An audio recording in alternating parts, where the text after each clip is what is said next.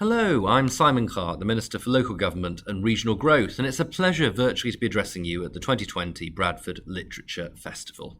I'm delighted that this wonderful event, bringing together different communities and so many renowned authors and artists, is going ahead in a COVID-secure way this year, supported by some of our official Northern Powerhouse partners, including the Provident Financial Group and the Yorkshire Building Society.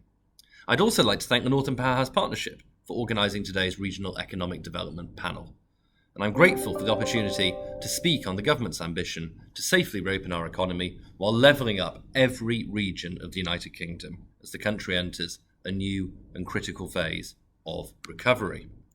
As the Prime Minister's made clear, it's vital that we support the country's economic renewal, helping cities like Bradford and communities right across the north to bounce back stronger. And that means investing in northern infrastructure, transport and connectivity, which is why we're pressing ahead with Northern Powerhouse Rail, bringing in some of the fastest and most efficient trains in Europe, connecting Leeds to Manchester and beyond.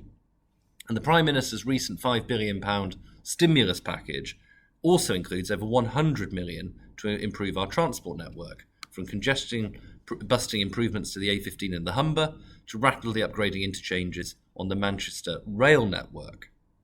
But obviously, levelling up goes beyond infrastructure, and we must also invest in education and training so that the next generation is equipped with the knowledge, skills and confidence to compete and win in a global economy.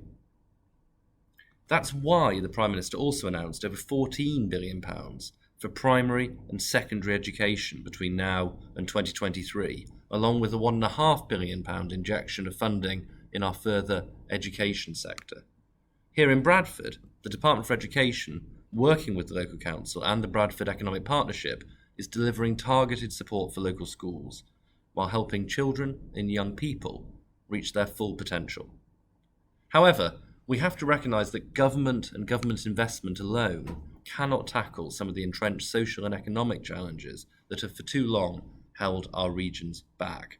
And I believe that now is the time, as we remove local barriers to the COVID recovery, that we should empower local people and communities by giving them the money, the tools and the resources to have meaningful influence over the services that matter most to them.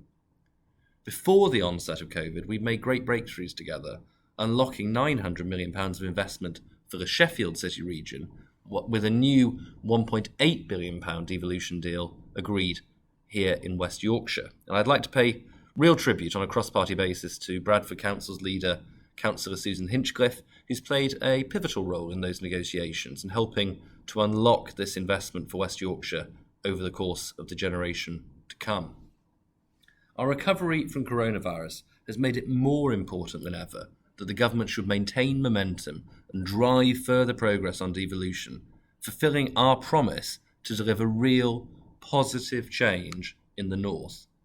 The government's forthcoming white paper on devolution and recovery will therefore set out a transformational regional economic strategy to make this happen. It will build on the success that we've already seen. 63% of the north of England is now represented by 5 powerful metro mayors, each acting as strong and accountable ambassadors for their particular parts of the region. And the white paper will include a clear strategy for strengthening our local institutions. That means more mayors and more accountability in our political system. It's also about increasing the powers of the current mayors, putting local people in the driving seat by giving them more control over skills and transport and services, building on regional partnerships like the Midlands Engine and the Northern Powerhouse, promoting the global footprint of our regions and the immense economic opportunities that they present. As one of the youngest and most diverse cities in the whole of the country, Bradford is a fitting place to be discussing our post-Brexit future as an outward-looking global Britain. And as we seize all of the opportunities that I believe very strongly come with being an independent, self-governing nation in a fast-changing world, it's the Northern Powerhouse, worth a staggering 20% of our total economic output as a nation, which has a pivotal role to play in leading recovery and unleashing our full potential. The north of England has so much to offer, with our northern cities leading the world in advanced manufacturing, media, digital technology and research. We're home to 5 national parks, England's tallest peak and its deepest lake, as well as 6 UNESCO World Heritage Sites, including, of course, Saltaire Village. Bradford is itself UNESCO's first city of film and home to the National Media Museum, while the world-famous Bronte country attracts over 13 million visitors a year. We need to get back to that as quickly as we can. Making full use of these assets will be crucial, and you, as the people of the great city of Bradford, are part of those assets. You are part of what will be termed our human capital. To put the country onto a new and accelerated growth trajectory, we need to level up and position the UK at the forefront of what needs to be, obviously, a global recovery. So that's what lies ahead. And as a proud Northern MP myself, who's reminded every day of what our grit, determination, hard work, history can help us to achieve, I know that once COVID-19 is fully behind us, our economy will roar back to life stronger than ever before. We are absolutely determined to deliver on this. There is not a member of this government who doesn't believe that we must bounce back stronger. So that's my message. I hope you enjoy the rest of the festival. It's a great opportunity to celebrate so much of what's good about our region and so much of what's exciting about what lies ahead.